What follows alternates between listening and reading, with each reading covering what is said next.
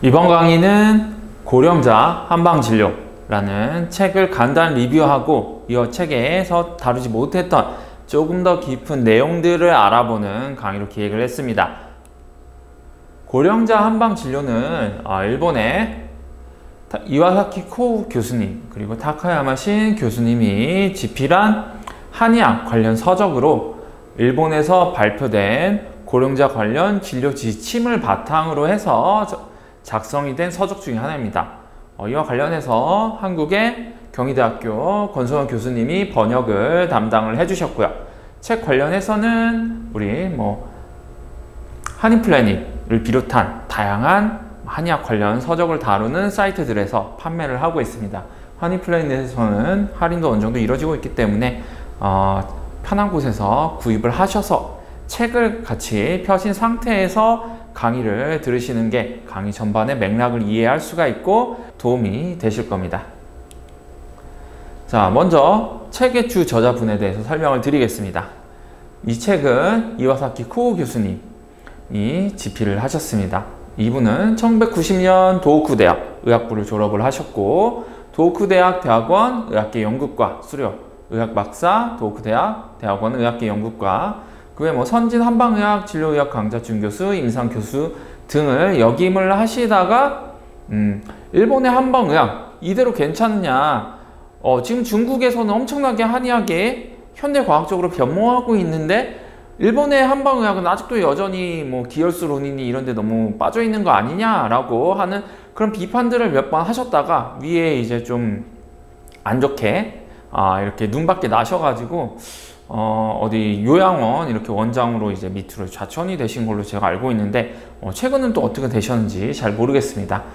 이런 경력을 가지고 계신 분이세요. 이분은 거의 최초로 억간산 치매에 있어서 BPSD에 대한 검증, 연구, 무작위 대조 시험을 시행도 하셨고 그 외에 반화후박탕의 흡인성 폐렴 예방 효과 관련한 연구들도 발표를 하셨고 또 기체에 대해서 평가 기준도 이렇게 관련한 연구들도 발표를 하셨고 그 외에 일본 노년의학회 고령자의 안전한 약물요법 가이드라인 2015년 이 내용을 작성을 하셨습니다. 12장 한약 그리고 동아시아 전통의약품 사실상 중약이죠.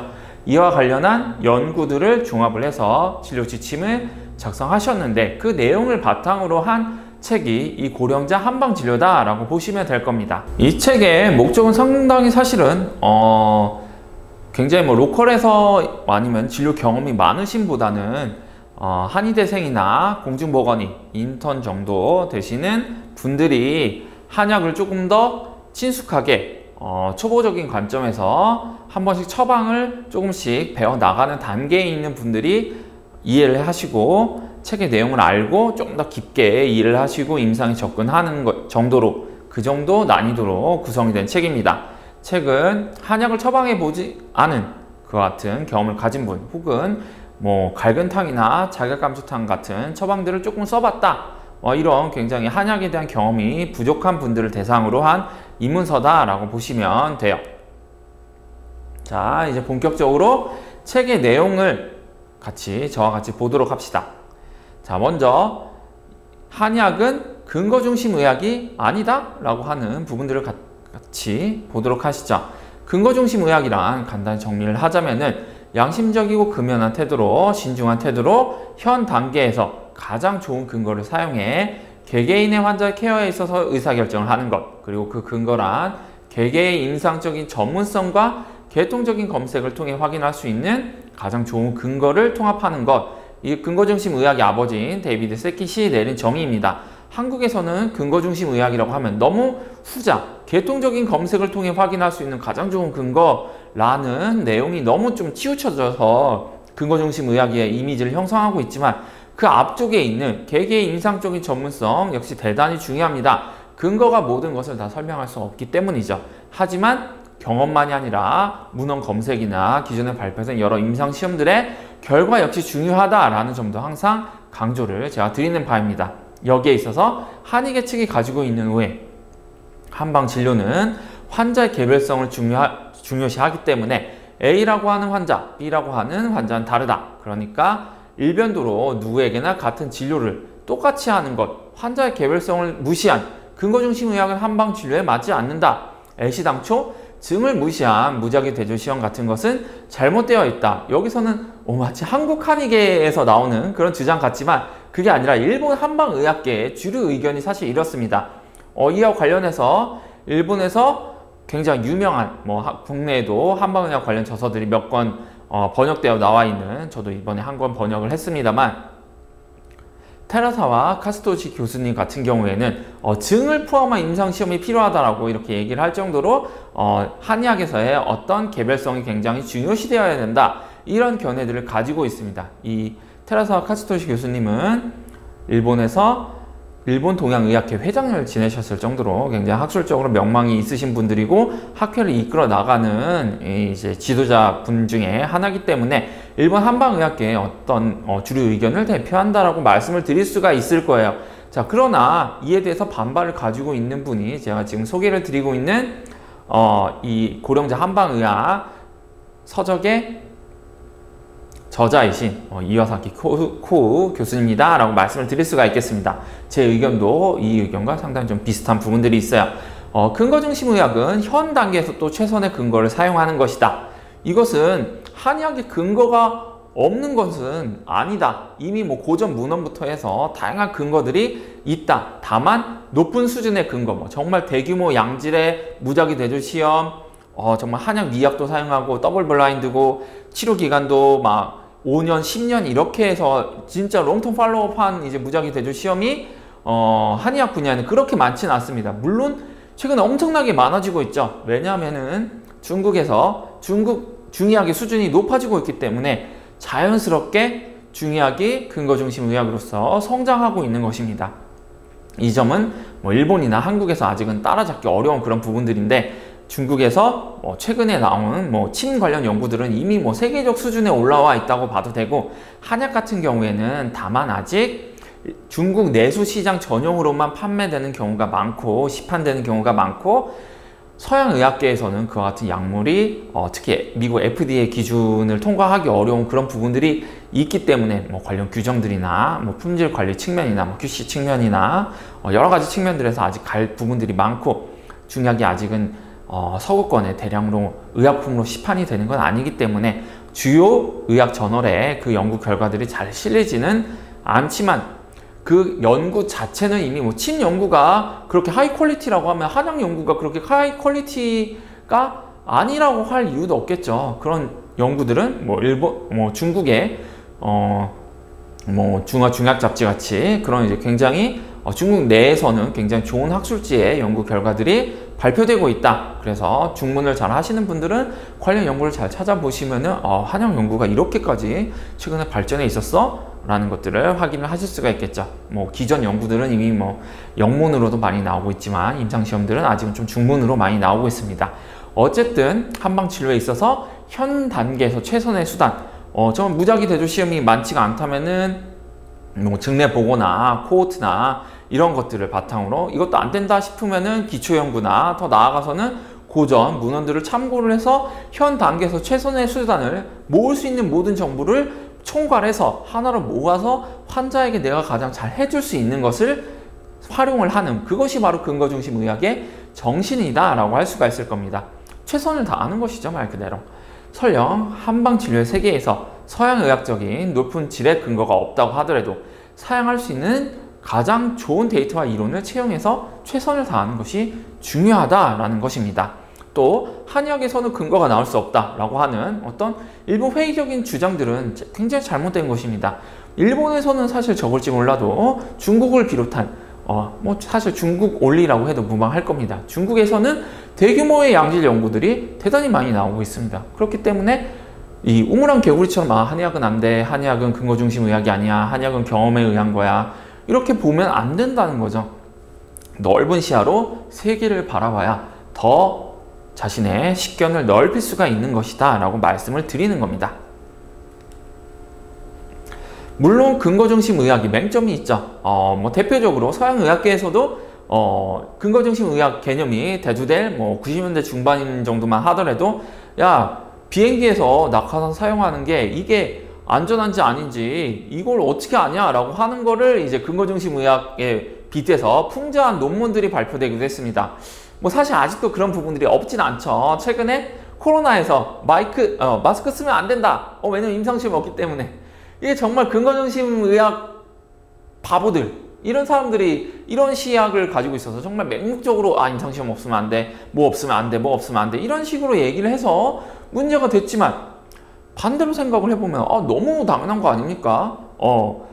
마스크를 껴야만 비말 억제가 돼가지고 감염이 되지가 않죠. 너무 당연한 거고, 이와 같은 당연한 것은 누가 이거를 또 임상시험을 통해서 입증을 하겠습니까? 너무 당연한 얘기들이죠. 자, 이런 유추는 영국의학회지 BMJ에 발표된 풍자적인 논문에서 이용한 내용들이고, 이 연구는 무작위 대조 시험의 한계를 지적하는데 굉장히 인용이 많이 되고 있습니다. 하지만 여러분들이 또 아셔야 될 부분은, 많은 의료 행위들이 낙하산 비유만큼 명확한 효과가 없다는 점을 고려할 때 무작위 대조 시험의 중요성에 대한 강조는 분명히 중요하다, 필요하다, 제한점이 있다고 하더라도 분명히 알아두어야만 된다라는 점을 꼭 지적을 해둬야 됩니다. 낙하산 비유 관련 논문이 발표된 이래 무작위 대조 시험의 결과물을 통해서 사용이 중단되거나 임상 적용상의 변화가 발생한 논문들, 그와 관련 치료들 대단히 많습니다. 오히려 과학적 기반이 취약한 분야일수록 더욱더 엄밀하게 기반을 다져나가는 것이 중요하다라고 말씀을 드릴 수가 있는 거죠. 실제 갈근탕 당연히 효과 있는 거 아니야? 전통적으로 당연히 효과 있었던 거 아니야 라고 하지만, 오히려 실제 갈근탕에 대한 무작위 맹검 이전 무작위 대조 시험에서는 갈근탕이 일반적인 시판 감기약에 비해서 뚜렷한 효과는 없었다라는 것을 보여줍니다. 이것은 갈근탕 효과가 없다는 건 아닙니다. 갈근탕은 효과가 있습니다만 우리가 알고 있는 것처럼 그렇게 뛰어난 효과가 있는 것만은 아니다. 또 이런 임상시험들은 한약의 지혜, 감기에 바로 걸렸을 때 한약을 줘야 효과가 있다라는 그런 지혜들도 부정을 하는 그와 같은 결과들을 보여줬습니다.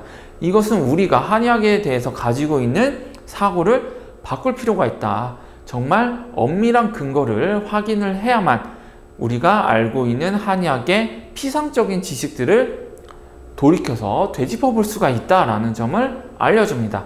근거 중심 의학이 가지고 있는 맹점에 대해서 이해를 하고 우리가 알고 있는 지식들을 정확하게 회의적으로 평가하는 그와 같은 자세가 있어야 된다라고 말씀을 드리겠습니다.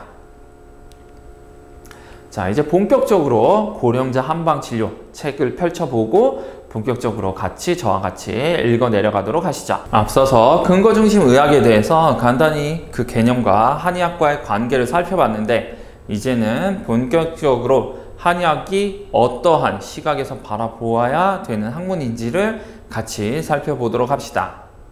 한의학은 과연 전통의학인가? 라고 했을 때 특히 일본에서의 한의학, 한방의학은 어떤 의학이라고 할 수가 있을까에 대한 답변이라고 한번 보고 같이 읽어보도록 하시죠.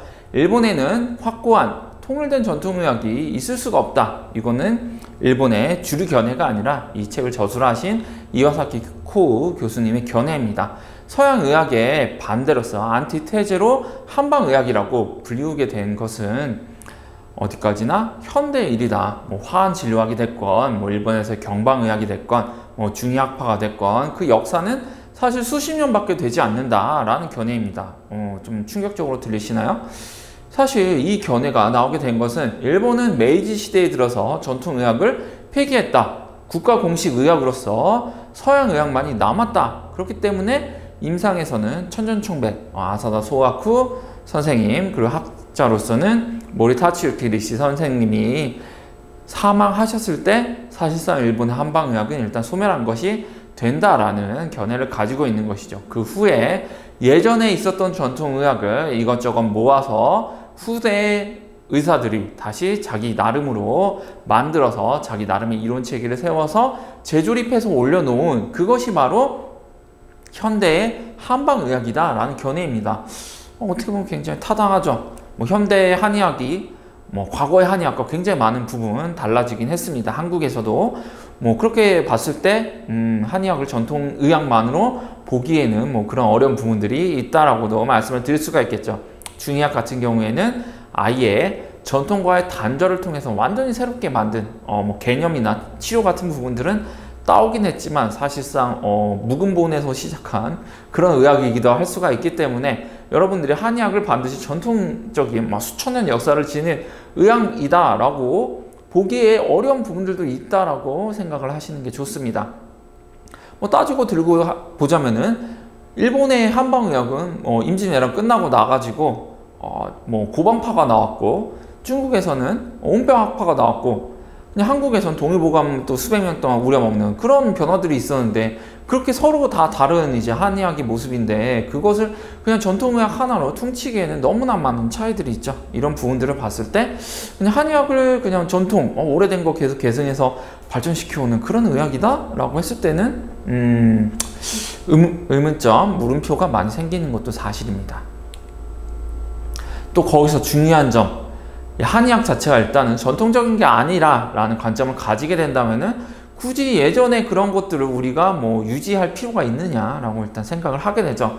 자, 그런 측면에서 봤을 때 중국의 중의학은 뭐 일본의 한방의학, 한국의 한의학하고는 뭐 사실 상대가 안 되는 의학이다라는 것은 여러분들이 논문을 조금만 찾아봐도 쉽게 이해할 수가 있습니다.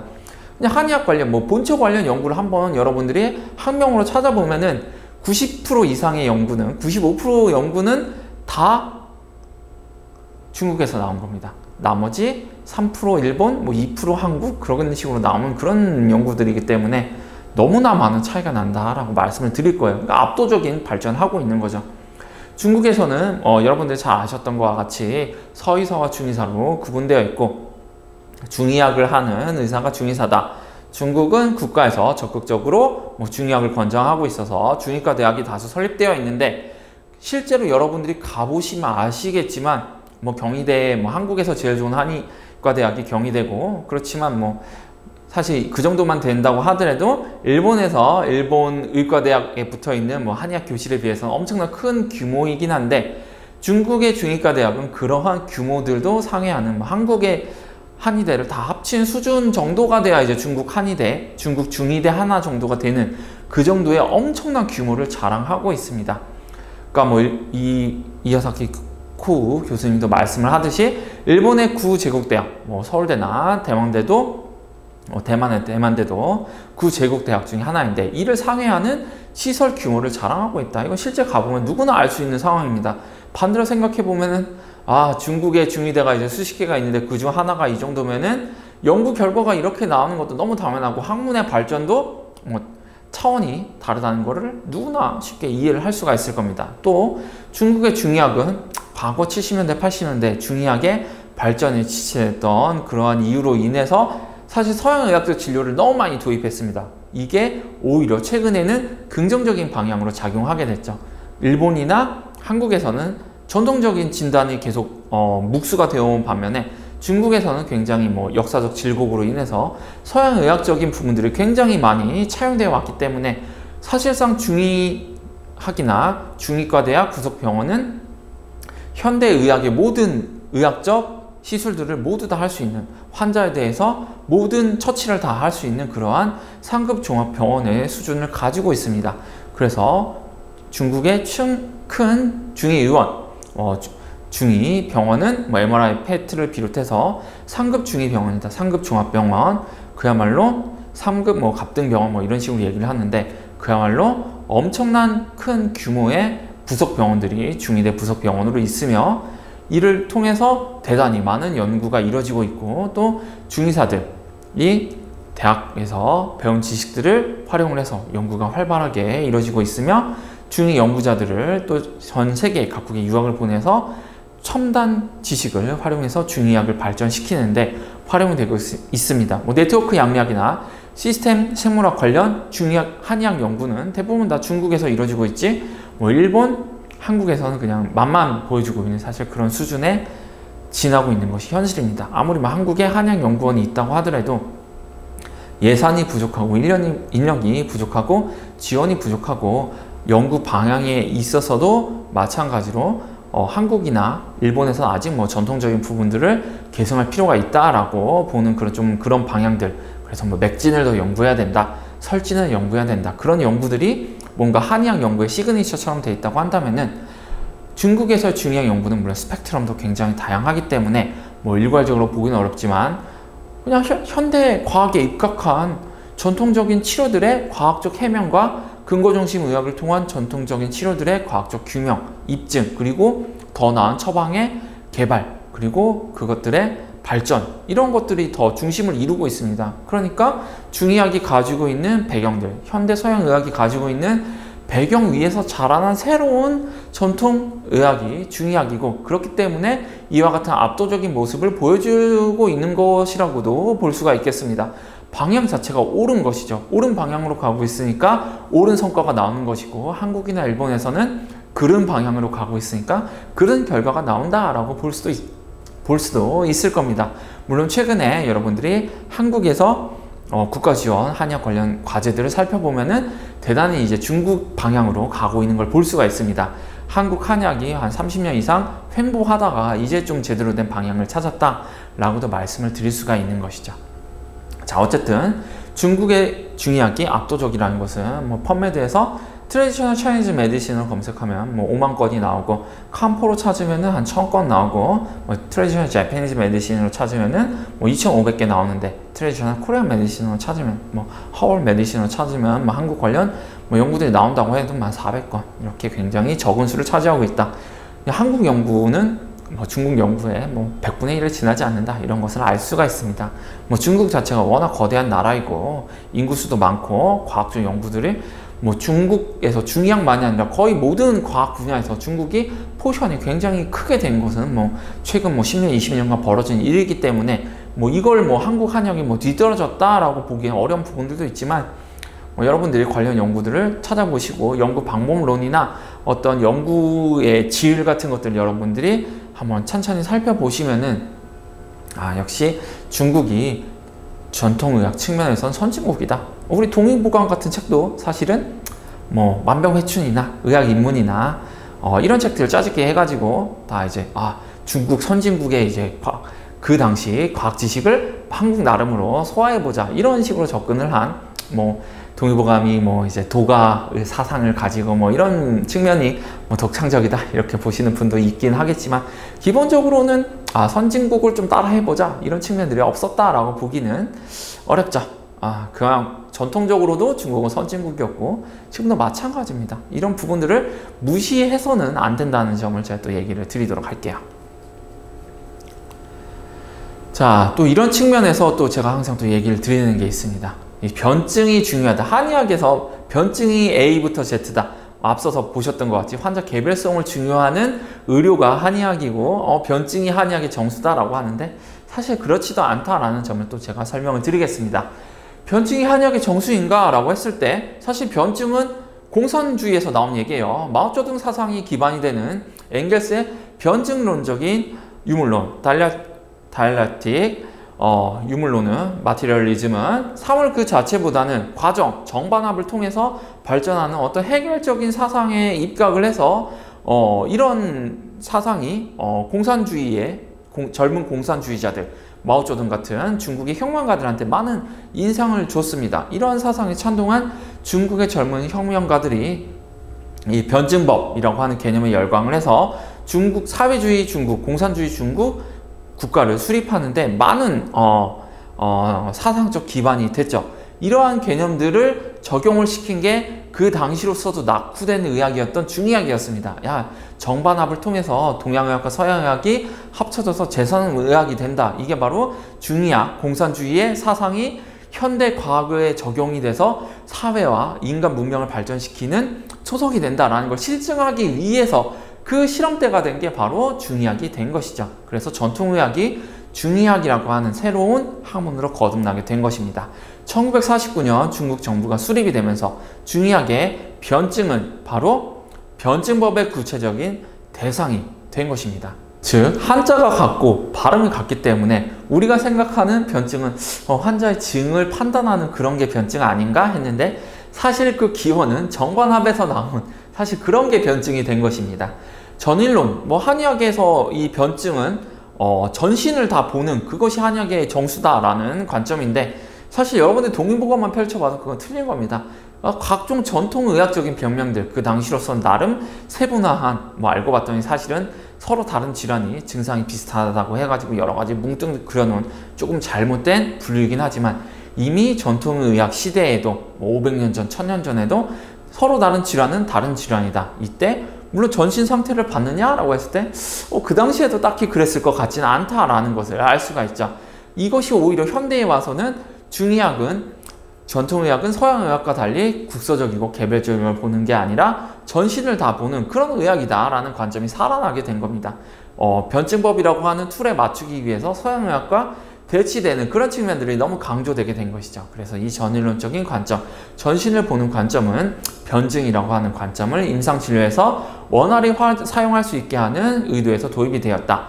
1955년이 돼서야 본격적으로 변증이라는 논의, 그리고 음양론을 비롯해서 변증에 대한, 전일론에 대한 내용들이 본격적으로 도입이 되고 그 전부터 증에 대한 논의들이 있었겠지만 그 후에도 본격적으로 중의학에 대해서 전일론이라고 하는 개념이 서양의학과 대비되는 그와 같은 개념들이 자리를 잡게 됐다. 이러고 보면은 앞서서 제가 이와사키 교수님이 말씀을 드렸듯이 일본의 한방의학은 전통의학 아닌데 그냥 최근 한 50년 정도 된 그런 젊은 학문이고 그냥 옛날 전통의학의 여러 가지 지식들, 파편들을 자기들 나름대로 합쳐서 모아서 그게 전통이다 라고 이렇게 내어놓는 게 일본의 동양의학이다, 한방의학이다 이렇게 말하는 것처럼 중의학도 마찬가지고, 자 과연 한국의 한의학은 어떨까요? 이런 얘기를 우리가 충분히 던져볼 수가 있겠죠. 자, 이를 통해서 다양한 논문들이 발표가 되고 중의학은 전근대적인 경험의학에서 변증법적 발전 과정을 통해서 서양의학과의 정반합을 통해서 과학적인 발전을 이룰 수 있게 되는 그와 같은 어떤 국가적인 학문이 되었다. 그래서 2020년에 이르러서도 여전히 국가적인 지원을 받는 것은 중국의 국가 이념이 학문에 그대로 투사된 것이 바로 중의학이기 때문에 성과가 나든지 안 나든지 계속해서 지원을 받는 이유가 중국의 핵심 기조 사상, 공산주의, 사회주의, 변증법적인 유물론이 맞다고 입증하기 위해서 계속해서 펀딩이 들어간다. 그것이 바로 중국 중의학이 발전하게 되는 사실 어떤 하나의 측면이다 라고 말씀을 드릴 수가 있을 거예요.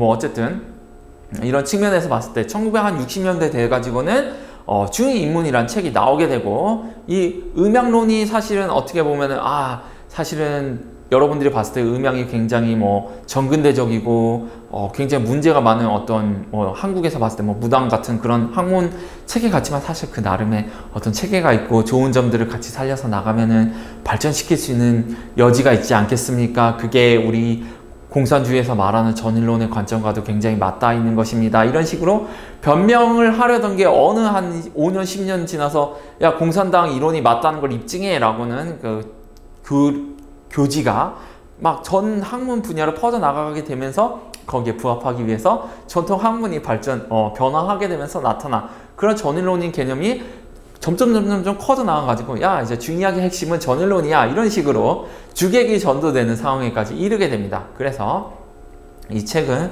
중국 보건부의 공적 지원을 받게 돼서 인민위생사에서 출간이 돼서 중의학에 대한 공식 교과서가 되었고, 이 책은 이제 본격적으로 중의학을 배우는 모든 학생들에게 기초 교재가 되었고, 더 이상 음양론이나 황제 내경을 중시하게 되는 게 아니라 전일론과 변증론치를 중시하게 된 학문으로 중의학이 바뀌게 되었다라는 역사를 가지고 있습니다.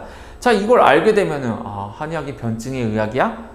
그건 그냥 중국에서 지어낸 말이네 라는 걸 알 수 있게 되죠. 물론 변증에 관련한 여러 가지 이론적 측면에서는 배울 만한 것들도 있지만 사실 현대과학적인 측면에서 봤을 때 염증과 관련한 비특이적인 증상들을 모아놓은 것이지 이것이 어떤 굉장히 철학적인 의미, 학문적인 의미는 그렇게 깊지가 않다라는 것이, 아무리 변증을 연구해도 이 변증들을 구분할 만한 그런 것들은 많지가 않다. 그냥 이제 실증에서 허증으로 갈 때, 음증에서 이제 음어증에서 양증으로 갈 때와 같은 어떤 만성 스트레스 이론, 신항상성 이론에 그러한 반영이 있는 그런 것들을 부분적으로 보았던 체계들이 어떤 변증에 좀 녹아있다라고는 볼 수가 있겠지만 근본적으로 변증이 맞다라고 입증한 연구들은 그렇게 많지가 않습니다. 오히려 그런 연구들이 실제 의미가 없다라고 보여주는 연구들이 더 많죠. 50년, 60년 연구했는데 결과가 안 나왔으면 뭐다? 그냥 제가 말씀을 드리고 있는 그런 만성염증의 이론이 사실은 더 타당한 이론이고, 변증 이론은 그런 부분들을 그냥 코끼리 장님이 코끼리 만지듯이 부분 본 그런 이론 체계다라고 볼 수가 있겠죠. 그와 이렇게 판단할 수 있는 배경 중에 하나는 이와 같은 역사적인 배경, 뭐 일본에서도 마찬가지고 중국에서 마찬가지로 그냥 다 알고 봤더니 그냥 새로 만든 거죠. 그냥 전통 의서 이거저거 자기 당시 의사들이 본 시각에서 전통 의사들이 이 내용 저 내용 끌어 모아가지고 나름의 체계를 만든 것이기 때문에 이것이 뭐 수천 년 된 진리가 아니라 50년 된 진리밖에 안 되고 언제든지 틀릴 수가 있다. 그리고 과학적 입증이 잘 되지 않았다라고 한다면은 한의학 쪽에서 뭐 전일론이나 변증이 그게 한의학의 정수야? 절대 아니죠. 그렇다고 본다면은 이거 그냥 갖다 버려도 되는 거죠. 틀렸다고 밝혀진다고 한다면은. 그리고 그것이 틀렸다고 밝혀지는 것이 최근에 중의학 연구들에서 많이 나오고 있는 연구들입니다. 이제 중의학은 이런 변증 이론보다는 신경내분비 면역학에 입각을 해서 더 나은 이론 체계 위에서 발전해야 된다라고 기초 연구자분들이 많이 제시를 하고 있고, 더 이상 이런 거시적인 이론이 아니라 특히 양리나 생리적, 병리적 기초 한의학 측면에서는 분자생물학적인 관점이 더 중시되어야 된다. 이런 시각이 이제는 주류 시각으로 자리를 잡았다라고 볼 수가 있겠습니다. 그리고 그러한 분자생물학적인 이해를 가진 분들이 변증에 대해서 아무리 연구를 해도 결과가 잘 안 나오는데, 물론 염증과 관련한 이론 체계에 입각해서 해설하자면은 많은 것들이 설명이 되지만, 그렇다고 해서 정말 스페시픽하게 변증이 맞아 떨어지느냐? 그건 아니다 라고 내용들이 나오고 있습니다. 결국 제가 말씀을 드린 여러 가지 내용들, 전통에 매달릴 것도 없다. 그리고 현대 과학을 통해서 더 한의학을 잘 이해할 수 있다라고 제가 얘기를 하는 것은 그냥 제 나름대로 얘기를 하는 게 아니라 연구들을 이렇게 계속 보면은 자연스럽게 가지게 되는 이해 방식이다 라고 말씀을 드리겠습니다. 그래서 여러분들이 다른 분들이 변증, 뭐 전일론 이게 한의학의 정수야 라고 말을 한다면은 이런 내용들에 대해서 어떻게 생각하시는데요? 우리 한의학이 그런 식으로 말을 하고 있지만 사실 그런 내용들이 한국 한의학계에 들어온 건 뭐 일본에서 어떤 의계지 철추 뭐 그런 내용들이 들어와서 뭐 1930년대 동서의학 논쟁에서 한의학은 서양의학과 다르다라는 걸 지나치게 강조하기 위한 개념이다.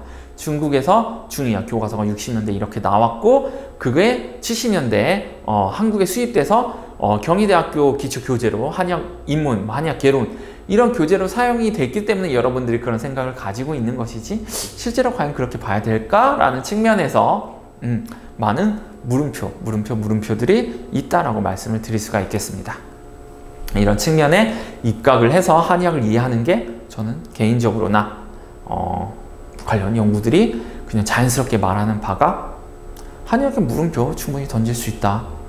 전통 개념이 항상 맞다고만 볼 수 없다 라고 얘기를 할 수가 있다라는 측면에서 제가 이런 내용들을 조금 장황하게 설명을 드렸습니다. 자, 그럼 또 반대로 이런 시각을 가질 수가 있죠. 그럼 다 틀렸네. 그럼 이런 거 굳이 배워야 돼? 이거 다 틀린 거 아니야? 라고 생각을 하실 수가 있겠죠. 실제로 이와사키 교수님이 얘기를 하시는 거는 21세기 들어서 노년기 증후군에 대한 한방의학, 중의학의 근거 구축은 굉장히 발전했다. 이 영역에서는 한의학이 임상적인 근거, 무작위 대조 시험을 바탕으로 말하는 게 상당한 수준으로 가능한 상태가 되었다. 그래서 한약은 효과 있지만 전통 이론은 싫다. 이론을 빼고 약만을 사용하고 싶다라고 생각이 드는 것은 뭐 당연하다라고 말씀을 드릴 수도 있겠습니다. 하지만 아직까지는 안전성 측면이나 한약의 안전성 측면에서 부족한 입증이 많다. 예를 들어서 여러분들이 시호에 대한 기초 연구에서 어떤 간 손상이 이미 일어난 동물 모델에서는 시호가 오히려 간 보호 작용을 나타내지만 정상 모델에서 시호를 과용량 투여하면은 도리어 간 손상을 유발할 수 있다는 그런 연구 결과들이 있습니다. 그것은 환자의 상태에 따라서 한약이 정반대로 작용할 수 있다는 근거를 제시를 하고, 전통적인 차원에서 한약을 투여하는 게 아직은 바람직한 측면들이 있다라는 것을 보여주죠. 어차피 한약이 항염증, 항산화 측면에서 작용을 한다고 한다면은 구태여 전통의학에서 전통적인 측면에서 사용하지 말라고 했던 처방을 쓰기보다는 전통적으로 사용했던 처방을 쓰는 게 조금 더 합리적일 수가 있는 그런 근거들이 될 수가 또 있다는 것이죠. 전통적인 이론을 빼고 한약만을 사용한다라는 점은 아직까지는 한계가 있다라는 점을 또 지적을 해볼 수가 있겠습니다. 너무 양극단으로 가는 것은 바람직하지 않다라는 것이죠. 그래서 한약 처방이 나오게 된 유래, 배경, 의도를 이해하게 되면은 임상에서 이런 처방해도 돼? 라는 일이 생겨나게 됩니다. 예를 들어서 감초에 대해서 이해를 못하게 된다면은 정말 일본에서는 입원 환자에게 대건중탕, 억간산, 육근자탕을 그냥 가감없이 그냥 통째로 때려 넣는 그런 일들이 발생을 할 수 있게 됩니다. 그냥 양약 A, B, C로 이해를 해서 A, B, C 그냥 이렇게 같이 줬다 라는 식으로 이해를 하고 한약을 처방하게 되는 것이죠. 이것은 분명히 한약을 모르는 의사가 그냥 대건중탕 좋아요, 억간산 좋아요, 육근자탕 좋아요 라고 하는 찌무라지하게 팜플렛만 보고 처방을 하니까 이런 일들이 벌어졌다라고 비판하는 일본에서의 이와사키 교수님의 비판 어린 시각이다 라고 볼 수가 있겠죠. 물론 한국에서는 한의과대학 전국 교과 과정을 다 들었다고 한다면은 이런 어이없는 처방이 나오진 않겠지만 한의학에 대한 기본적인 이해는 분명히 필요하다라는 점은 얘기를 드릴 겁니다. 또 이 책, 고령자 한방의학 책은 노년기 증후군에 대한 한의학 중요하게 검증 데이터를 이와사키 코 교수님의 연구를 중심으로 쭉 소개를 하고 이 한약은 본래 한의학에서 어떻게 사용되었는가에 대해서도 소개를 해서 같은 질환이라고 한다면 적어도 A 처방보다는 전통적으로 이 변증에 사용되어 온 처방이기 때문에 이 B라는 처방을 사용하는 게 조금 더 좋겠다라는 시각을 가지고 여러분들이 한의학적인 임상에 나서는 것이 좋겠다라는 관점을 소개를 하고 있다라고 말씀을 드릴 수가 있을 겁니다. 자, 이제 본격적으로 관련 처방들을 살펴보도록 하시죠. 본서에서 가장 중요한 고령자 한방치료의 전반적인 내용들, 진료 지침에 대해서 살펴보도록 하시죠. 고령자에게 안전한 약물요법 가이드라인을 중심으로 해서 이 고령자 한방진료 서적이 쓰여졌습니다. 2015년 일본 노년의학회는 고령자의 안전한 약물요법 가이드라인을 발표를 했고요. 한약 담당 연구반, 이 서적의 저자들도 연구를 참여를 했습니다.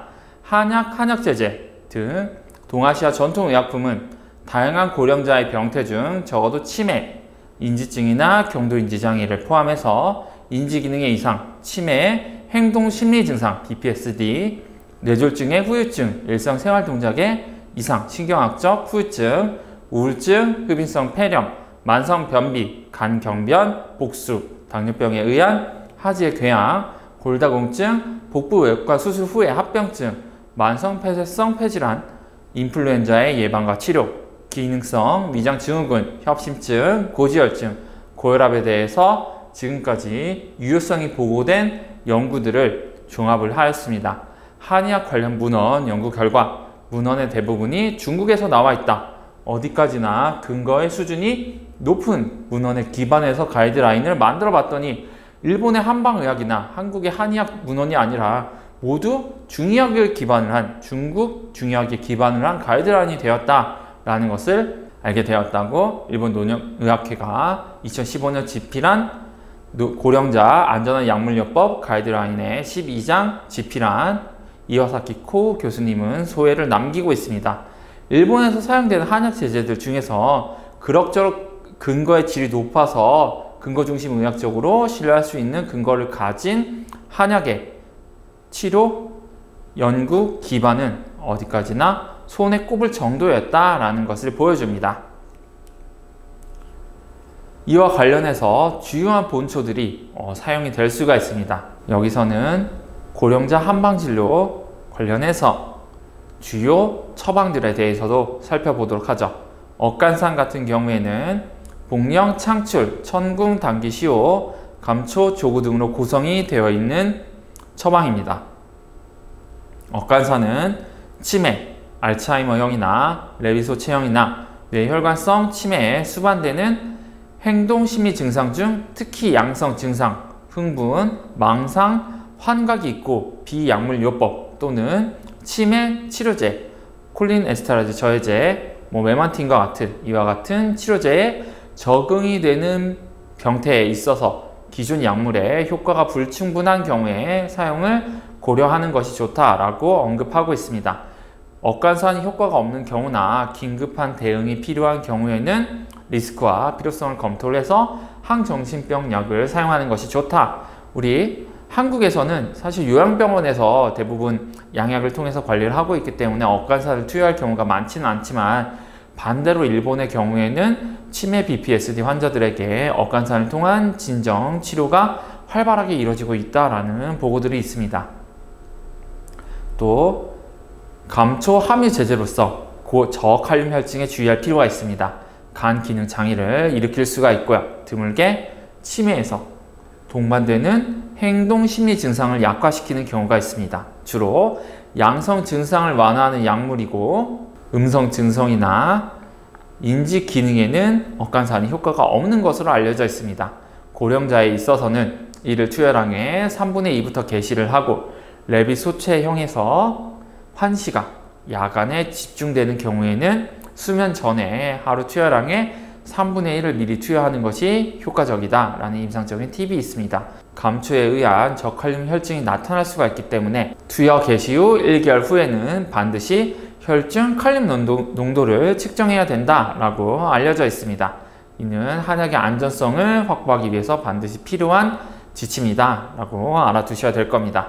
또 감초와 조구 등의 신경염증 억제가 억간산의 주요 약리이며, 억간산은 한약으로서 진정제다 라고 정리를 할 수가 있을 겁니다. 다음으로 바나후박탕 같은 경우에는 바나후박, 복령, 생강, 소엽으로 조성이 되어 있고, 뇌졸중 환자, 파킨슨병 환자에서 연화반사, 기침반사가 저하되어 흡인성 폐렴에 기왕력이 있거나 그 우려가 있는 경우에 투여를 해볼 수가 있습니다. 부작용으로는 과민반응, 발진 등이 나타날 수가 있고요. 뇌졸중, 파킨슨병의 병리 역시 신경염증이기 때문에 후박과 소엽은 잘 알려진 항우울제이자 신경염증 개선제로 보고, 이와 같은 연화반사, 기침반사의 개선에 효과적일 가능성이 있습니다. 바나후박탕과 같은 처방은 이와 같이 뇌졸중병 환자, 파킨슨병 환자에서 연화반사, 기침반사를 개선하는 약물로 권장이 되고 있는 처방입니다. 대건중탕은 인삼, 산초, 촉초, 건강으로 조성이 되어 있는 처방입니다. 대건중탕은 복부 수술 후에 조기 장관 유동 반응 불량이 있는 경우에, 뇌졸중 환자로 만성 변비가 있는 경우에 투여하는 처방입니다. 간질성 폐렴과 간손상이라고 하는 부작용이 보고가 되어 있고요. 관련한 증례는 많지는 않은 편입니다. 대건중탕은 관련 조성 성분들의 복합작용에 의해서 장관 운동을 촉진하기 때문에 복부 수술 후 장관 유동 반응을 개선시키는 기전이 있으며, 이를 통해 수술 후 장마비를 개선을 한다라고 의학적으로 입증이 되어 있습니다. 보중이기탕은 황기, 감초, 인삼, 백출, 당귀, 진피, 승마, 시호로 조성이 되어 있습니다.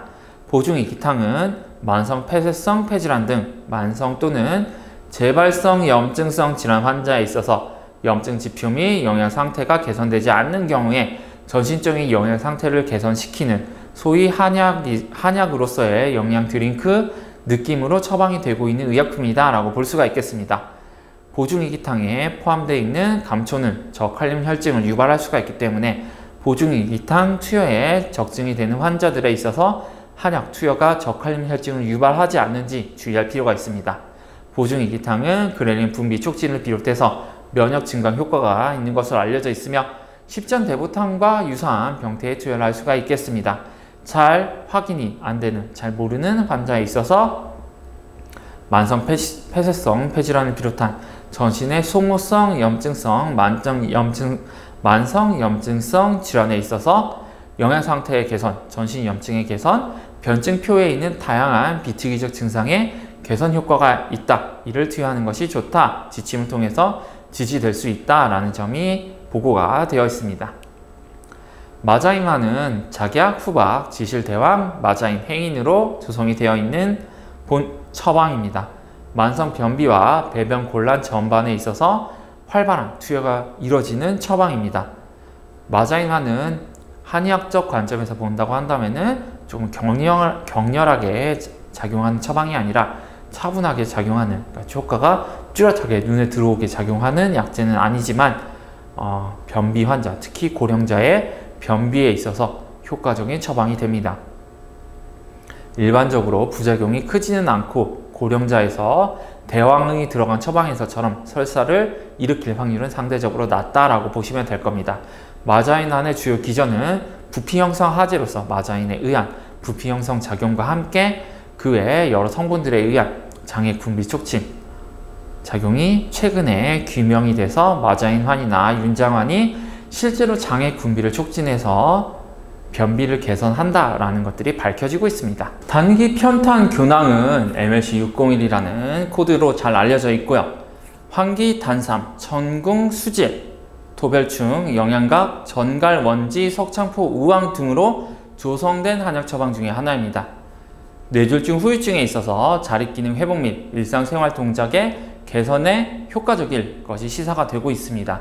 또 재활 운동과 병행하는 것이 더 효과적일 것으로 생각이 되고 있으며 단기 투여보다는 장기 투여에서 더 효과적일 것으로 생각이 되고 있습니다.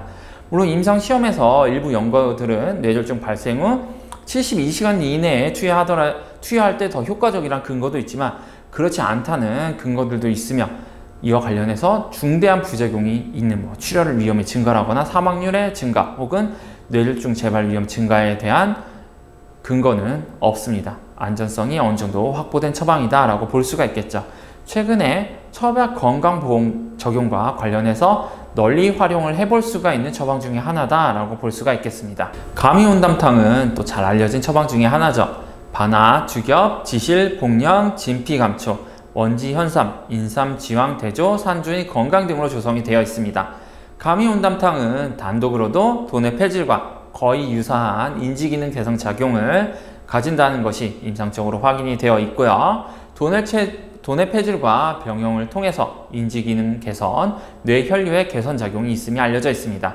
감초를 함유하고 있는 처방이기 때문에 저칼륨 혈증에 주의를 해서 처방 시에는 1개월마다 저칼륨 혈증을 팔로우할 필요가 있다. 그리고 탕약으로 복용하는 것이 좋다라는 견해도 있습니다.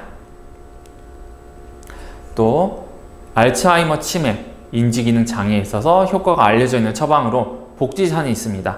인삼, 황금, 석창포, 감초로 조성이 된 처방입니다. 이 처방은 경도인지장애 환자에서 복용 12주, 아다스 COG, MPI, 그 다음에 뇌에서의 혈류 변화를 모두 유의하게 개선을 시켜서 인지 기능을 효과적으로 개선했다라는 연구 결과를 가지고 있는 처방입니다.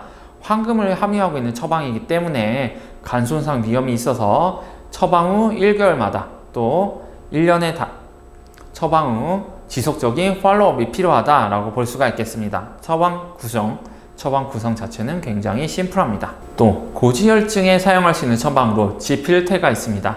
산사, 텍사, 백출, 홍국으로 조성된 처방이죠. 홍국 자체만으로도 적정 용량으로 스타틴과 유사한 효과를 낼 수 있음이 알려져 있죠. 이 처방은 중등도에서 고도의 심혈관 리스크를 가진 환자에서 혈중 콜레스테롤 농도를 유의하게 감소시켰다. 사실 스타틴이기 때문에 스타틴이 들어가 있는 처방이라고 해도 무방하기 때문에 이런 효과가 나타나는 것은 일정 부분 당연하겠죠. 이와 관련해서 중대한 부작용이 보고가 되어 있지는 않지만 근손상과 관련한 우려는 존재한다 라고 말씀을 드릴 수가 있겠습니다. 홍국과 텍사의 지질 조절 효과는 비교적 잘 알려진 양리작용입니다. 한의학에서 담음이라고 하는 것은 사실 지질 조절 효과와 밀접한 관여가 되어 있다라고 이해하시면 되겠죠. 텍사는 이수작용보다는 이와 같은 지질 조절 효과, 지질 조절을 통한 염증 조절 효과가 더 중요한 양리 효과라는 점 알아두시면 좋겠습니다. 이 CCH1이라고 하는 처방은 중국에서 개발된 처방 중에 하나고 인삼 건강 감초 부자 대왕으로 조성된 처방입니다. 장기 요양 간호가 필요한 고령 환자의 변비에 효과적이었음이 알려져 있고요. 감초, 부자, 대왕 등 여러 부작용을 유발할 수 있는 본초들을 포함하고 있기 때문에 감초나 부자, 대왕 등이 가지고 있는 각각 본초들의 부작용에 대해서 주의가 필요하다라고 말씀을 드릴 수가 있겠습니다. 감초에 의한 저칼륨 혈증, 부자에 의한 과도한 간 손상이나 혹은 교감신경의 과도한 흥분에 의한 부작용, 또 대왕에 의한 설사 혹은 간 손상에 있어서 주의가 필요하다라고 말씀을 드릴 수 있겠네요. 또 아까 보셨던 바와 같이 습이나 혹은 탁 혹은 담음과 같은 것들을 개선한다는 의미에서 사용되는 강탁, 청간 처방은 조구등, 시오, 황금, 충의자, 대왕, 홍극 등으로 조성이 되어 있는 처방입니다. 이 처방은 고혈압을 치료할 수 있는 효과로 한약에 있어서는 드문 효과가 보고되어 있다라고 볼 수가 있을 겁니다. 이베사르탄과 같은 수준으로 수축기와 확장기 혈압을 저하시켰다는 보고가 있습니다. 또 5주간의 복용을 통해서 복부 둘레도 유의하게 감소가 되었다라고 하는데, 이는 전신적인 염증 수준의 개선 그리고 비만의 개선, 이를 통한 대사증후군의 개선을 통해서 혈압도 감소가 되는, 어떻게 보면 2차적인 효과가 나타났다라고 보는 게 조금 더 타당한 성과가 아닐까라고 생각이 듭니다. 한약 자체로는 혈압을 우리가 알고 있는 정도로 그렇게 유의하게 떨어뜨릴 수 있는 처방이 그렇게는 많지가 않습니다. 앞서서 보셨던 감이 온담탕, 합, 반화백주 천마탕의 조구 등을 조금 더 증량을 하는 이와 같은 처방들은 조금 임상적으로 효과가 있을 가능성이 높기 때문에 고혈압을 치료하고자 한다면 그와 같은 방향으로 접근하시는 게 좋겠습니다. 안채비라는 처방은 인플루엔자, 독감에 효과적인 처방 중에 하나죠. 마왕, 백목은 갈근, 계지, 건강, 고행인, 감초로 조성된 처방입니다. 인플루엔자 증상으로 의심되는 환자 및 확정 진단된 인플루엔자 환자에서 위약과 비교했을 때 유의하게 환자의 발열 기간이나 회복 기간을 단축시키고 증상의 중증도를 개선시켰다라는 임상적인 연구 결과가 존재합니다. 하지만 마인감석탕합, 은교산을 저는 개인적으로는 더 쓰고 싶네요. 또 연어청홍균황 역시 최근에 코비드19에서도 널리 활용되고 있는 처방 중에 하나죠. 처방 조성은 연교, 금은화, 마황, 행인, 석고, 팔랑근, 관중, 어성초, 곽향, 대왕, 홍경천, 박하, 감초로 조성된 처방이고요. 오셀타미필에 비해서, 타미플에 비해서 발열 기간과 바이러스의 배출이 감소되는 것 같은 효과가 있으며 임상적인 증상 역시도 개선을 했다라는 보고가 있습니다. 최근 코비드19에서도 효과가 입증된 처방 중에 하나죠. 복반 단삼 적화는 신적환 등으로 한국에서도 잘 알려져 있습니다. 단삼 추출물이고요. 니트로 계열 화합물과 비교를 했을 때 협심증 증상을 유의하게 개선시키고 심전도도 개선시켰다. 단삼의 항염증, 항산화 작용은 익히 잘 알려져 있고, 그를 통해서 심혈관계에 보호 효과가 있으며 협심증을 개선할 수 있다는 게 알려져 있습니다. 부작용 역시 니트로글리세린과 같은 니트로 화합물의 부작용에 비해서 유의하게 낮다는 게 중국에서 협심증이나 혹은 심근경색에 있어서 이와 같은 처방을 선호하는 경향이 이와 같은 적은 부작용이 있는 그러한 이유로 한약이 널리 사용되고 있다고 보고가 되어 있습니다. 가미소요상 같은 경우에는 시오, 작약, 창출, 당기, 복령, 산치자, 목단피, 감초, 생강, 박하로 조성된 처방입니다. 연구를 통해서 뇌졸중 후 우울을 플로옥세틴과 같은 수준으로 개선했음이 알려져 있고요. 인지기능 개선에 있어서도 일정한 효과가 시사가 됩니다. 감초를 함유한 처방이기 때문에 임상적으로 저칼륨 혈증에 주의할 필요가 있고요. 이 처방 역시 척액건강보험에 있어서 뇌졸중 후유증 환자에게 투여를 해볼 수 있는 처방 중에 하나다라고 볼 수가 있겠죠. 또 기능성 소화장애를 개선시킬 수가 있다라고 임상적으로 보고가 되어 있습니다. 중국에서 무작위 대조 시험의 결과인데 이와사키 코우 교수님은 모든 기능성 소화장애 효과적이라고 보진 않는다. 조금 정신적인 스트레스의 요인이 강한 기능성 소화장애에 효과적일 것이다 라는 견해를 제시를 합니다. 뇌 장축과 관여가 되어 있는 스트레스 요인이 있는 기능성 소화장애에 조금 더 효과적일 것이다 라고 판단하고 약을 처방하는 것이 좋겠죠. 또 저칼륨 혈증을 주의할 필요가 있고, 치자에 의한 정맥 경화성 대장염이 나타날 수가 있기 때문에 일본에서는 정말 가미소요산을 5년, 10년 투여받는 경우도 심심치 않게 존재한다고 합니다. 그로 인해서 정맥에 착색이 일어나고 치자에 의한 정맥 경화성 대장염이 발생할 수 있다는 보고들이 여러 있기 때문에 초장기 투여는 가급적 하지 않는 것이 좋겠습니다. 또 복수에 사용되는 외음제 중에 하나인 소장척고라는 외음제가 있습니다. 대황, 나복자, 감수, 침향, 정향, 빙편, 사향 등으로 조성된 처방인데요. 간 경변 환자에서 복수를 개선시킨다라고 하는 보고가 있습니다. 부작용과 관련한 보고는 없는데 이건 일본 이와사키 코우 교수님도 실제 써보지는 않아서 그냥 그 효과에 대한 추정만 할 뿐이고 치명이나 사형 같은 약재가 있기 때문에 고가가 아닐까라고 추정만 하고 있습니다. 외용제 중에 하나로 당족 유고가 있습니다. 당뇨병성 말초신경병증 그리고 당뇨병성 궤양에 사용할 수 있는 처방이죠. 황련, 청궁, 삼칠, 창출, 당기샤초, 황백, 대왕빙편, 혈갈, 석고 등으로 조성된 뇌용제고요. 당뇨병 환자의 하지궤양을 유의하게 개선시켰다라는 보고가 있습니다. 외부로부터 감염 위험이 적다라고 판단이 된다면 외용제로 활발하게 처방을 해볼 수가 있겠고요. 이와 관련해서 추가적으로 환기를 포함한 처방들이 산화 스트레스에 대한 조절, 염증 조절, 그리고 상추 유압 등에 대한 작용을 통해서 결과적으로 궤양 회복에 촉진을 할 수가 있다라는 임상시험들이 존재를 합니다. 설령 골보 균항은 제가 갱년기 장애 관련 강의에서도 소개를 드렸는데 한약으로서는 과거 한의학에서는 전혀 알지 못했던 골다공증에 대해서 치료 효과가 있다는 게 알려져 있는 새로 개발된 한약 처방 중에 하나입니다. 음양과학을 군약으로 하고요. 음양과학, 속단, 단삼치모, 보골지, 지황 등으로 조성이 되어 있습니다. 보골지도 골다공증 개선의 중요한 본초 중에 하나입니다. 갱년기 여성에서 사용 6개월 후 요치 골밀도를 유의하게 개선시켰다라고 하는 보고가 있고요. 1개월 정도 사용에 있어서 부작용은 뚜렷이 없다라는 게 보고가 되었습니다. 한약, 항골다공증 약제 중에 하나로 가장 잘 연구된 처방 중에 하나입니다. 장기 투여가 필요하고 한의원에서 혹은 한방의료기관에서 덱사와 같은 골밀도 검사가 필요하기 때문에 국내 임상 현장에서 적용에는 다소 제한이 있다라고 말씀을 드리겠습니다. 이렇게 지금까지 관련한 노인 진료 지침에서 소개된 권장되고 있는 처방들을 간단히 살펴봤습니다. 책을 바탕으로 해서 관련 내용들을 살펴보시면 더 좋을 것 같아요. 여기서는 이제 더 추가적으로 책에 없는 내용들, 이와 관련한 양질의 근거들을 한번 저와 같이 보도록 하시죠.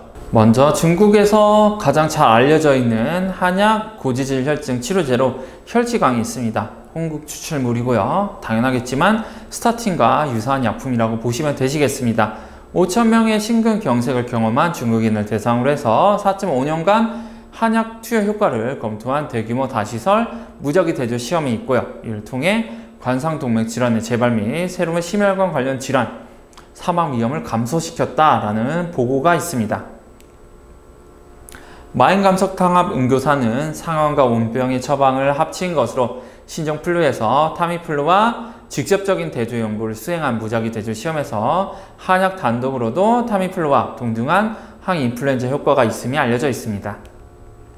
기력강심 교낭은 환기 인삼 부자, 단삼 정력자, 텍사, 옥죽, 계지, 홍화, 향가피, 진피로 조성된 처방이고 심혈관 질환, 특히 만성 신부전에 있어서 아주 잘 연구가 많이 되어 있고 관련 기전도 대단히 많이 연구가 되어 있는 한약 처방 중에 하나입니다.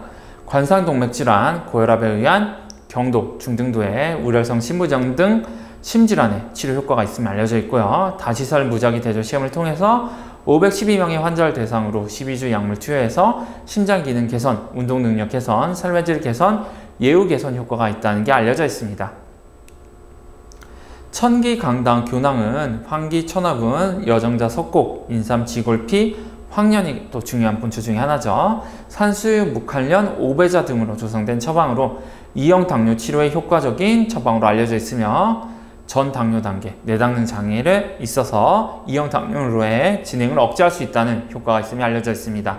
그 근거는 420명의 내당능 장애 환자를 대상으로 한 12주 무작위 대조 시험에서 이 처방이 환자들의 1년 동안의 팔로업을 통해서 당뇨 진행이 절반 정도 감소가 되었다. 정상 당 조절 상태로 회복 효과가 뚜렷했다라는 것들을 보여주었기 때문입니다.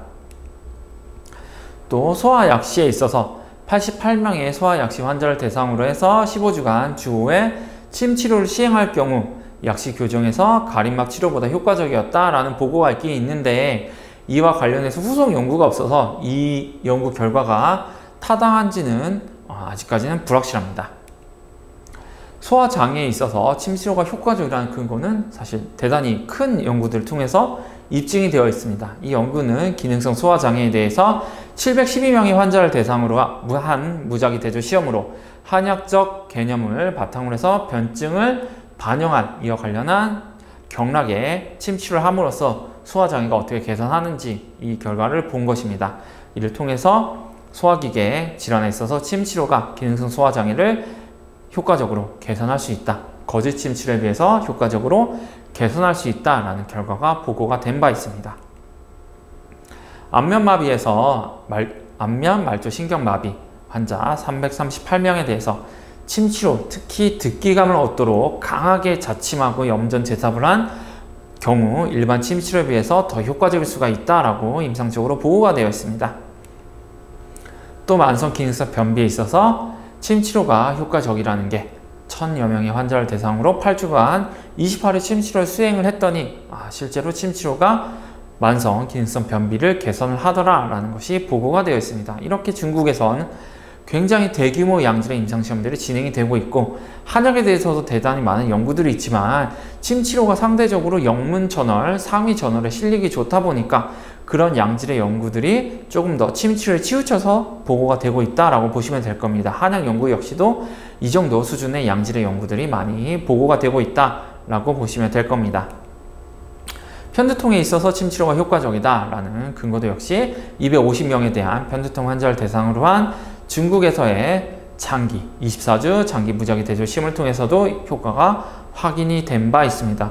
이렇게 효과가 있다는 걸 잘 모르시기 때문에 임상에서 편두통에 침치료가 효과적이라는 점, 영국에서 진행된 임상시험 2건만으로도 이미 NHS에서 권장하고 있는 치료법이 편두통에 권장되고 있는 치료법, 예방과 치료에 있어서 권장되는 치료법이 침치료이기 때문에 이런 부분들 많이 홍보해 주시면 좋을 것 같습니다.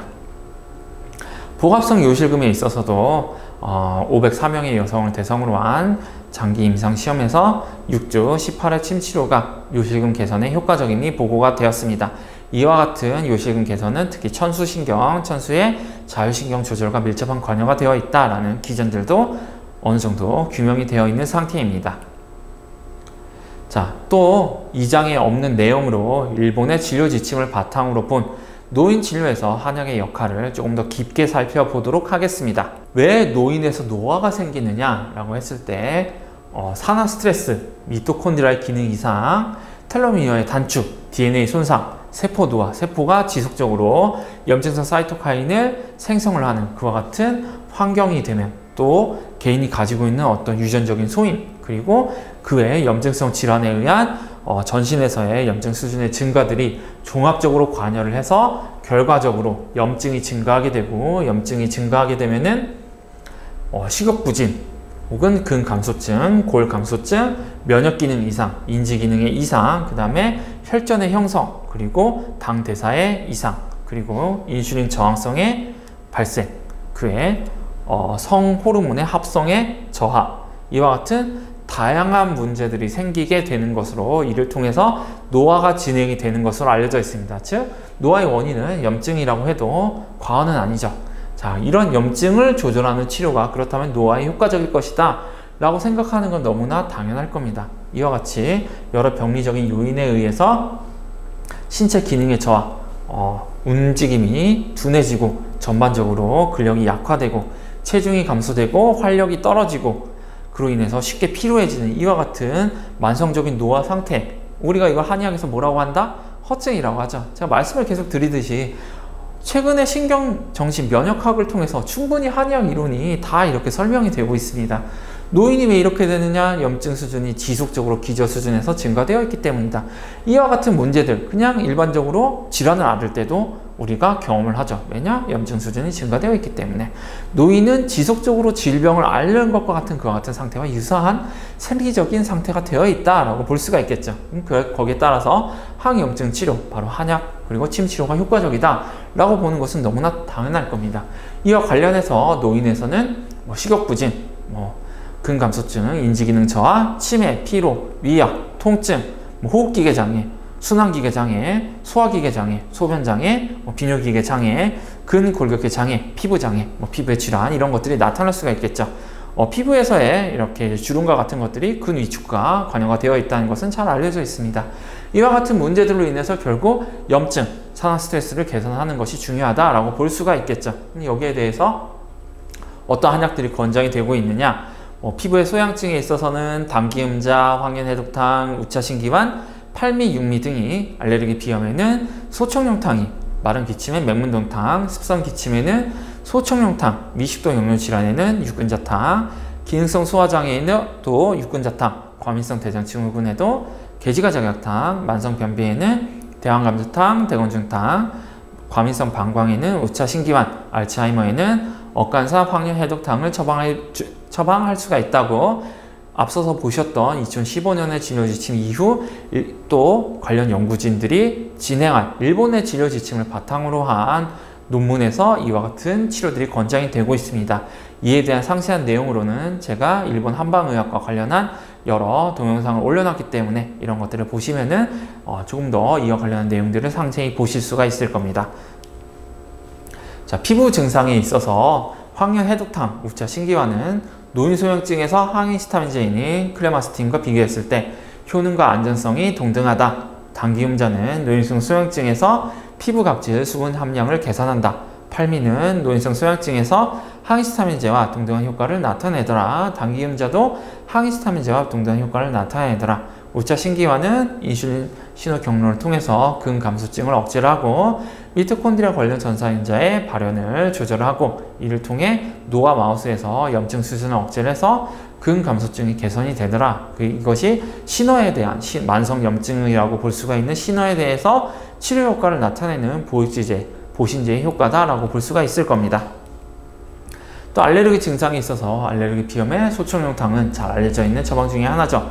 TH2 세포와 인터로킨4의 수준을 감소시켜서 면역 조절 효과를 나타내고 항염증 효과를 나타낸다. 이를 한약이 마스셀, 그러니까 비만 세포에서 내부의 히스타민 방출을 억제하는 효과는 상대적으로 떨어지지만 그와 관련화가 되어 있는 여러 면역 세포들의 활성을 조절하는 기전을 통해서 치료 효과를 낸다고 알려져 있습니다. 직접적으로 항히스타민 효과를 나타내는 신이라거나 아니면 창의자라거나 아니면은 백선피라거나 이와 같은 처방들은 조금 주의해서 사용할 필요가 있습니다. 간손상을 유발할 수도 있기 때문에. 하지만 이와 같은 본초들만으로도 히스타민의 방출을 조절할 수 있는 효과가 알려져 있기 때문에 임상에서 적정량 가감해서 사용하시면 될 것 같습니다. 소청룡탕의 장점이라고 한다면 히스타민 수용체에는 직접적으로 영향을 미치지 않기 때문에 진정이나 졸음과 같은 부작용이 적다라는 장점이 있겠죠. 오히려 환자가 마음으로 인한 교감신경 흥분으로 인해서 각성 효과가 있을 겁니다. 요것이 우리 알레르기 비염의 작용 기전이고, 주로 항히스타민제가 이와 같이 비만 세포에 의한 이와 같은 히스타민의 방출을 통해서 교감신경 자극을 통한 재채기, 아니면은 콧물의 방출이라거나 이와 같은 코막힘이라거나 이와 같은 측면에 작용한다고 한다면은 한약은 요 B세포, 그 다음 T헬퍼 2셀, 그리고 여러 염증 단위구들에 의한 염증 반응을 조절해서 급성의 이와 같은 류코트리엔이나 트롬복산이나 프로스타글란딘, PAF와 같은 인자들의 방출을 조절해서 이와 같은 면역 세포들과 관여가 되어 있는 인자들을 인터로킨이나 이와 같은 인자들의 조절을 통해서 그를 통해서 이제 비염 증상을 개선하는 것으로 알려져 있고, 더 장기적으로는 보중이기탕이나 옥병풍산 같은 처방들은 아예 이 단계를 조절해서 T헬퍼 셀의 분할을 조절을 해서 이 글을 통해서 결과적으로 이와 같은 염증성 인자들의 발현을 감소를 시켜서 비염 증상이 잘 나타나지 않게 되는 그와 같은 효과를 노리고 치료 효과를 나타낸다라고 볼 수가 있을 겁니다. 이와 관련해서 또 소청룡탕 같은 처방은 아예 혈관의 수축을 통해서 이와 같이 코막힘이나 혹은 콧물을 개선을 할 수가 있고요. 또 마왕에도 항염증 성분들이 있고 그 외 소청룡탕에 들어있는 다양한 성분들이 이와 같이 염증 관련 인자들의 조절을 통해서 급성기와 만성 알레르기 반응을 개선을 할 수 있다.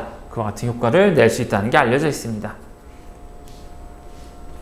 기침에 대해서는 맹문동탕이 효과가 있다는 보고들이 있습니다. 노인 환자에서 맹문동탕은 감염물 기침에 프로카테롤에 비해 효과적이라는 보고가 있고요. COPD 노인 환자에서 맹문동탕은 진해제에 비해서 기침 개선에 더 효과적이라는 보고가 있습니다. 위장관 증상에서는 PPI의 불응성이 미식도 역류 질환에서 유근자탕이 증상을 크게 개선시킬 수가 있는데, 특히 남성 마른 환자, 약간 허증 경향의 환자에서 더 효과적이다라는 보고가 있습니다. 육근자탕은 기능성 소화장애에서 위장관 증상을 효과적으로 개선을 시키고 그렐린 증가를 통해서 치료 효과를 나타내더라. 이를 통해서 항노화 작용, 그렐린이 항염증 작용이 있기 때문에 이를 통해서 식욕 증진과 염증 조절을 통한 근 감소증 개선 같은 효과가 있다는 게 보고가 되고 있습니다. 암 악액질에 대해서도 육근자탕이 효과를 나타낼 수 있는 기초의학적 근거는 이와 같은 그렐린 분비와 밀접한 관여가 되어 있습니다. 또 개지가 작약 감초탕은 과민성 대장 증후군 환자의 복통을 개선시킬 수가 있고요. 설사형, 변비형, 혼합형, 과민성 대장 증후군에 모두 효과적이다. 개지가 작약 감초탕은 장의 수축과 팽창을 조절해서 통증 완화 효과를 나타내고 변 상태를 조절할 수가 있을 겁니다. 다만 설사형 환자는 상대적으로 치료가 어렵다는 점을 알아두시면 좋겠네요. 또 노인 변비에서 대항감초탕이 위약에 비해서 효과적이다라는 보고들도 있고요. 만성 변비에 있어서는 대건중탕이 모틸린, 서브스탠스 P, CGRP, 아드레노메둘린, TRPV1 등에 대한 여러 조절을 통해서 장 운동을 촉진할 수 있다라는 게 알려져 있습니다. 이것이 일본에서 여러 연구가 된 기능성 소화 장애에서 한약의 작용 기전이죠. 위에서 적응성 이완 반응에 대한 조절 효과를 나타내는 한약들이 있고, 위 배출능을 개선하는 한약들이 있고, 섭취와 관련해서 그렐린과 뉴로펩타이드와 관여가 되어 있는 여러 연구들이, 기초 연구와 임상 연구들이 많이 진행이 되었다라는 것들이 보고가 되어 있습니다. 육근자탕은 물론 그렐린과 관여가 되어 있는 뉴로펩타이드를 통한 작용도 있지만 위 배출능에 특히 강점이 있는 것으로 보고가 되어 있습니다. 또 과민성 대장 증후군에서 한약의 작용, 특히 이 피규어는 통사 요방에 대한 조절인데, 보시면은 정말 항산화 작용을 가지고 있는 성분들, 항진경 작용을 가지고 있는 성분들, 그 다음에 미신 조절 작용을 가지고 있는 성분들, 항박테리아 작용을 가진 성분들, 그리고 항콜린 작용을 가진 성분들, 진통 작용을 가진 성분들, 항우울 작용을 가진 성분들, 항스트레스 작용, 항불안 작용을 가진 성분들, 그 다음에 진정 작용, 그 다음에 소리포비톨에 대한 억제 작용을 가진 성분들, 스크로즈에 대한 그에 대한 억제 작용을 가지고 있는 성분들이 복합적으로 작용을 해서 과민성 대장 증후군이라고 하는 다요인 질환, 프럭토즈, 소르비톨, 심리적 스트레스, 신체화, 그 다음에 위장관 운동을 조절하는 반응들, 그 다음에 불안, 스트레스, 우울, 통증, 위장관 운동, 그 다음에 장에서의 이상 증식, 미생물의 이상 증식, 그 다음에 락토바실러스, 그 다음에 장의 경련, 그 다음에 위 점막 손상 등에 대한 복합적인 조절 효과가 있다는 게 알려져 있습니다. 이렇게 잘 알려져 있는 통사요방이라는 처방 하나도 굉장히 복잡한 요인들의 작용을 해서 결과적으로 치료 효과를 나타낸다. 그래서 한약의 작용을 설명하는 게 어렵다라는 걸 알아두셔야 될 것 같고, 다만 한약이 이런 치료 기술이기 때문에 여러분들은 또 이와 같은 것들을 기본적으로 이해하고 어느 정도는 암기해 두실 필요가 있다라고 말씀을 드리겠습니다. 한약에 무슨 성분이 있어서 이런 치료 효과를 나타내느냐 하면 적어도 여기에 있는 몇 가지 성분들에 의해서 이와 같은 치료 효과가 나타나더라, 이 정도는 간단히 설명을 하실 수가 있어야 되겠죠. 또 비뇨기 증상에서 과민성 방광 증후군에서 5차 신기화는 1년의 관찰 기간 동안 프리피드린에 비해 과민성 방광 환자에서 뚜렷한 효과가 있더라 라는 것들이 보고가 되어 있습니다. 프로페드린에 비해서 5차 신기환이 과민성 방광을 크게 개선을 하였다. 이와 같은 작용, 또 우리 축천환과 같은 작용, 처방, 그리고 축천환에 들어있는 익지환은 TRPV1 유전자의 발현을 조절을 해서 치료 효과를 나타내는 것으로 보고가 되어 있습니다. 따라서 한약이 어떤 수용체의 조절과 밀접한 관여가 되어 있다라는 점도 알아두시면 좋겠습니다. 모든 처방과 모든 방제가 일률적으로 작용하는 건 아니지만 관련한 지식들을 어느 정도 알아두신다면 왜 한약이 이 질환에서 효과를 나타내지에 대해서 상당한 통찰력을 얻으실 수 있을 겁니다. 이미 연구도 많이 진행이 되었고 말이죠. 또 치매에서 억간사는 알츠하이머, 그리고 루이 소치와 관련가 되어 있는 치매 환자의 BPSD에 대해서 치료 효과를 나타낼 수가 있다. 망상, 환각, 우울, 불안 및 과민성, 불안 등에 대한 종합적인 개선 효과가 있더라. 그는 세로토닌 1A 수용체에 대한 부분작용, 세로토닌 2A 수용체에 대한 발현의 조절, 글루타메이트의 억제, 즉 신경 흥분의 억제, 그리고 성상세포가 글루타메이트를 흡수를 촉진을 시킴으로써 이를 통해서 글루타메이트를 감소를 시켜서 진정 효과를 나타낸다 라고 볼 수가 있겠죠. 또 반항 후박탕은 노인 환자에서 연화곤란 개선하고 폐렴을 개선할 수 있다 라는 것이 보고가 되어 있습니다. 반항 후박탕을 복용한 노인 환자에서는 서브스탠스 P가 유의하게 증가했다라고 보고가 되어 있습니다. 한약은 특히 반항 후박탕은 치매가 있는 노인 환자의 폐렴과 폐렴 관련한 사망 위험을 뚜렷하게 감소를 시킬 수가 있습니다. 이와 같은 기전은 서브스탠스 P 외에도 세로토닌, 노르아드레날린, 노르에피네프린하고 똑같은 용어입니다. 그리고 도파민을 조절해서 치료 효과를 나타내더라 라는 것들이 어느 정도 기초 연구를 통해서도 보고가 되어 있습니다. 한약에 대한 부작용은 다른 영상에서도 많이 다뤘지만 감초에 의한 미알도스테론증, 저칼륨 혈증이 나타날 수도 있고요. 또 고혈압, 부종, 저칼륨 혈증, 부정맥 등이 나타날 수도 있습니다. 전해질 이상이 나타날 수가 있기 때문에 특히 노인 환자에서는 신기능이 저하돼서 더 이 감초의 악영향을 잘 받을 수가 있기 때문에 면밀한 검토가 필요하다라고 말씀을 드릴 겁니다. 또 광방기에 의한 한국에서 이와 같은 문제들이 이미 2000년대 초반에 한번 휩쓸고 지나갔는데 아리스토로크에 의한 바람이 문제가 될 수가 있다. 방기에 대해서는 항상 사용에 있어서 주의가 필요하다. 정말 한방기가 맞는지를 확인할 필요가 있고요. 또 소시오탕 등에 의한 간질성 폐렴이 발생할 수도 있다. 이거는 주로 이제 면역글로불린과 관여가 되어 있는 부작용이기 때문에 그렇게 주의할 필요는 없지만 사망률이 높기 때문에 항상 시호황금의 처방을 하실 때에는 환자의 호흡기 증상이 나타나지 않는지 면밀하게 관찰할 필요가 있겠습니다. 자, 또 이어서 일본 의사들은 한약을 어떻게 처방하고 있는지도 또 간단히 보도록 하시죠. 일본 의사들은 정말 우리가 알고 있는 것처럼 한약을 많이 처방할까에 대해서는 당연하지만 그렇지가 않습니다. 일본 한방제약회사인 찌무라 제약은 처방 한약 시장의 70%를 점유하고 있고 매출은 국내 1위 제약회사 이상의 매출을 올리고 있지만 일본 제약회사 순위에서는 10위권 후위, 20위권 밑으로 왔다 갔다 하는 그러한 수준에 있습니다.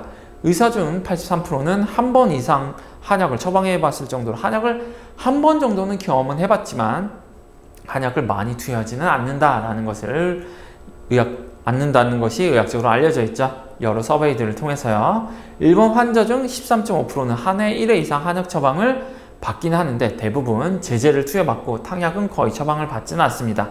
전체 처방전 비중으로 따지면은 한 1%의 처방전에 한약이 처방된 수준으로 넓게는 처방이 되지만 이렇게 깊게는 처방이 되고 있지는 않다라고 볼 수가 있겠죠. 또 이 1.34% 중에서도 75.3%만 한약과 양약, 3%는 한약과 양약이 동시 투여되고 있기 때문에 한약만으로 환자에 대한 치료가 이루어지는 경우는 극히 드물다라고 볼 수가 있을 겁니다. 많이 처방되는 한약으로는 갈근탕, 소총용탕, 마왕탕, 맹운동탕, 오령산, 마왕부자, 세신탕, 길경탕, 작약감초탕, 갈근탕과 청궁신이, 보중이기탕, 당기작약상, 가미소해산, 반항후박탕, 소시오탕, 가, 길경석고, 육군자탕, 계지복용환, 신미패독산, 대건중탕, 시오게지탕, 실형탕 등이 있습니다. 여기서 처방 횟수와 처방 일수와 처방 빈도 등을 이렇게 살펴보면은 우리가 알 수 있는 게 부위과 3대 처방인 당기작약산, 가미소효산, 계지복용환의 처방 일수가 상대적으로 길고 특정 피부 질환에 사용되는 신미패독탕 그리고 수술 환자의 장기능 회복에 사용되는 대건중탕 같은 처방들이 조금 더 처방 일수가 길고 일반적으로는 거의 감기 같은 그러한 질환들의 치료에 단기 처방이 되더라 라는 것을 알 수가 있습니다. 자, 이와 같이 일본에서의 전반적인 한약 처방 실태까지 살펴봤습니다. 이제 본격적으로 강론을 살펴보도록 하죠. 다음 영상에서 뵙겠습니다.